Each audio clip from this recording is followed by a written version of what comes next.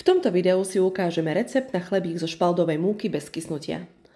Budeme potrebovať 500 g celozrnnej špaldovej múky, 1 lyžičku cukru, 2 lyžičky soli, 1 lyžičku sódy bikarbóny a 500 g bieleho jogurtu. Najprv si zmiešame všetky suché ingrediencie a až potom pridávame jogurt.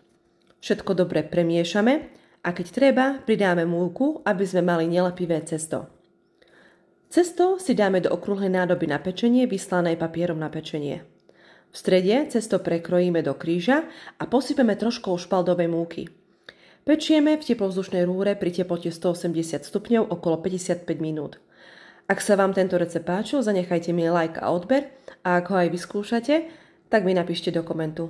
Dobrú chuť!